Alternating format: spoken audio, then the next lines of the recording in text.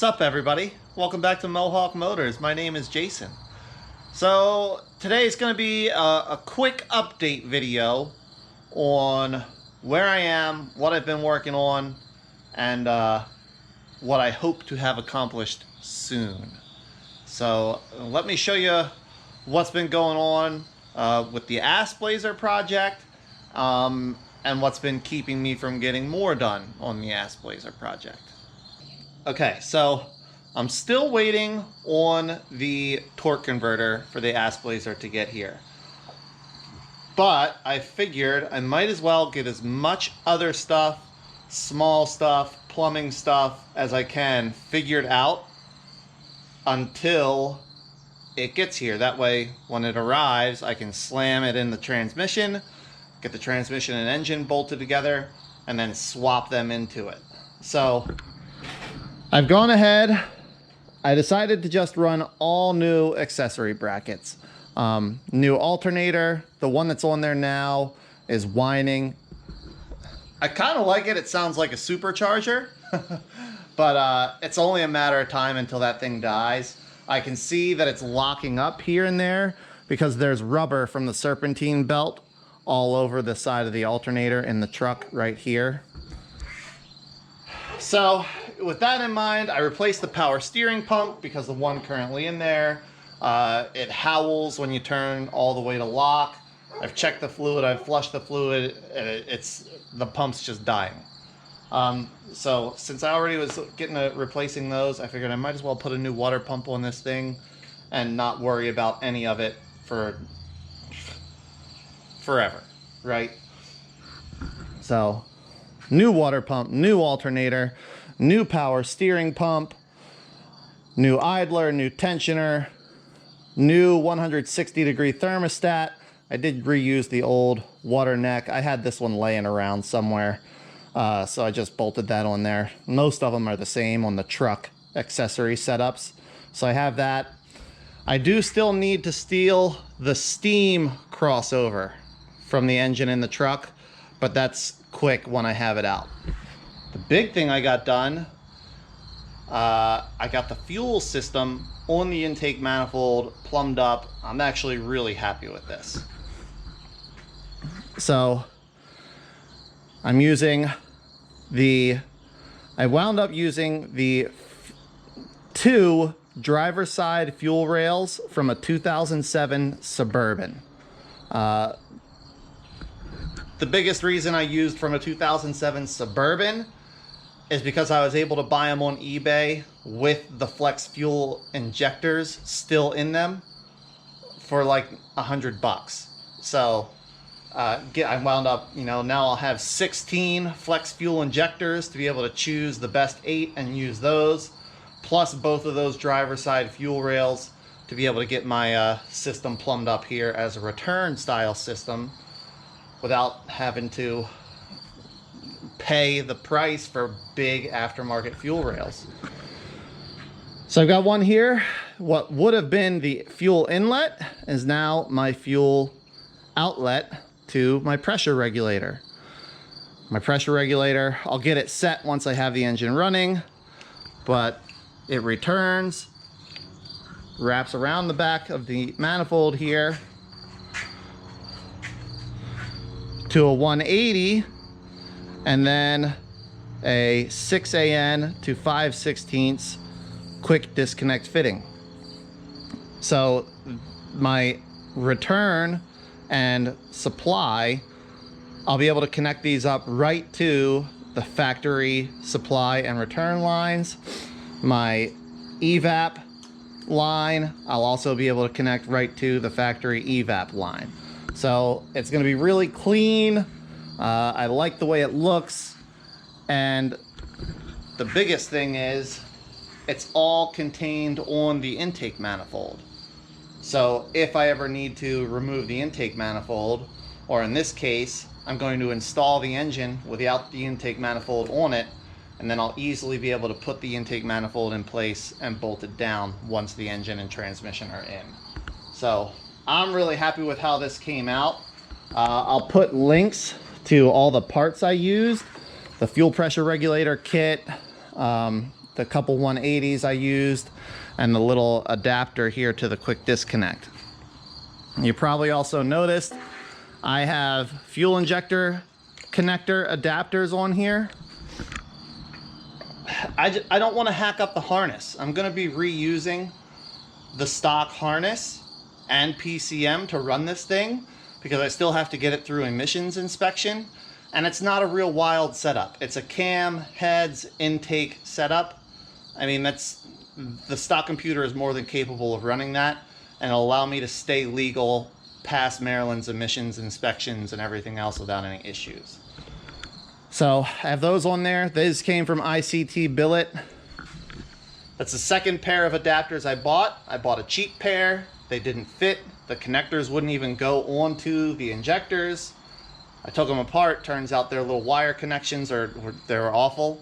So I had to spend the money, which these are about double the price, but these plugged right on. They're much nicer, way better quality. So those will be good.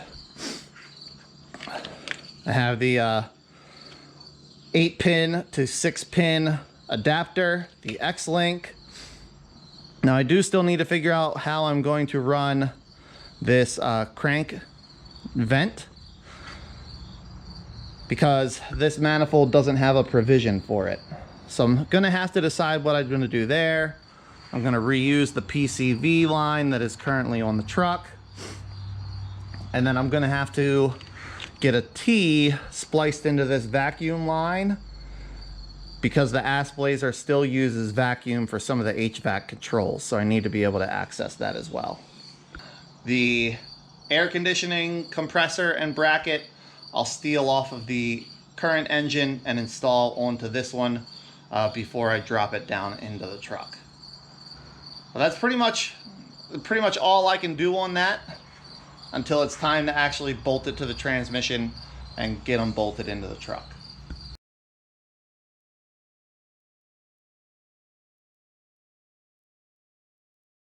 The Assblazer has a return style fuel system, and I'm using the newer body style intake manifold that has a non-return. It's a deadheaded style fuel system. So I figured out a way to easily convert this to a return style fuel system. I'm just waiting on the parts to get here to do that. But my fuel pressure regulator is here, and I want to try to get that mounted somewhere on the intake manifold. I'm thinking right here behind the throttle body, because that's dead space, nothing else goes there. So I think that's a good spot to stick it. So I'm going to try to see if I can't make it fit there, and then I'll start thinking about how I'm going to need to route my hoses and lines to come off of this rail to my fuel pressure regulator and then back to the stock fuel return line in the truck. All right, everybody. Well, I've got myself a fabric cobbled fuel pressure regulator set up. So I've got my driver's side fuel rail relocated to the passenger side. This is going to serve as my outlet, which feeds into the fuel pressure regulator. The pressure regulator will obviously do its job. And then whatever fuel is excess will come out through the bottom, and then we'll return. I'm going to run the fuel line right behind the fuel rail, right through here, over, and then I'll be able to connect it right to the factory fuel return line. So I think it's a pretty clean, simple solution to be able to run a return style system like I want to. I'll be able to maintain the factory fuel filter, everything else. Like I won't have to worry about any special parts or anything like that as far as maintenance issues and that sort of stuff. So I like it. Sometimes simple is good. A lot of times simple is good in my opinion. All right, team. Well, sometimes you win and sometimes you learn. And today was a learn for me. I was super excited. My my other fuel rail got here today, and they actually sent me a complete fuel rail assembly, which is awesome. It had the injectors and everything on it, both fuel rails and the crossover.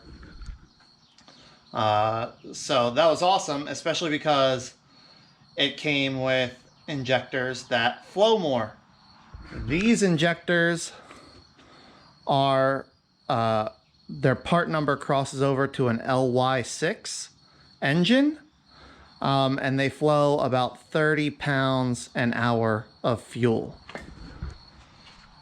which I think would have been enough. I honestly didn't think about it until I saw this, realized that they were different, but a set of stock LS1 injectors flow 26 pounds an hour of fuel.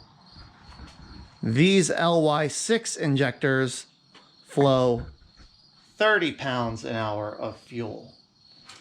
Now, being we're still 5.7 liters of displacement, the engine size is not different, but we are going to be moving more air with our ported heads, bigger cam, better exhaust, all of that stuff. I think the 30 pound an hour LY6 injectors would have been enough, but I'm not sure. So the fuel rails that I ordered were listed as for a 2007 Chevy Suburban with a 5.3. Now when they got here, I noticed that the fuel injectors look a little different.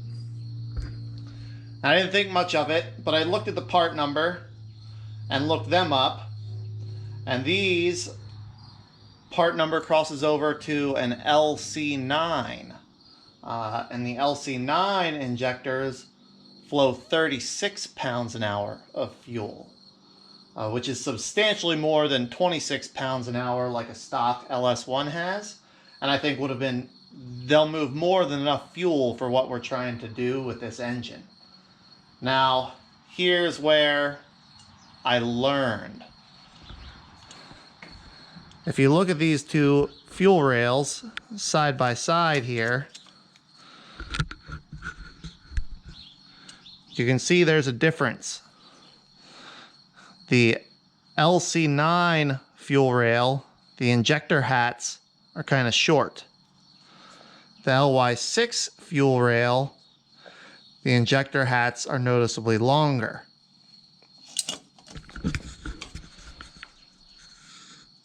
So my LC9 fuel rails, some of the injectors are messed up, but all the injectors from the LY6 were good. So I was like, I'll try it with those. No, that won't work because the LY6 injectors are too short to use with the LC9 fuel rail. So what I decided to do here is I went back to eBay. I found somebody else selling a set of fuel rails and injectors from an LC9 engine, same as I ordered that just got here today, that will come with 8 more injectors, both fuel rails, and the crossover tube. So I'm going to have some extra fuel rails laying around here. I'm going to have some extra injectors laying around here. I cracked out the injector tester and checked the flow on the injectors that I did install.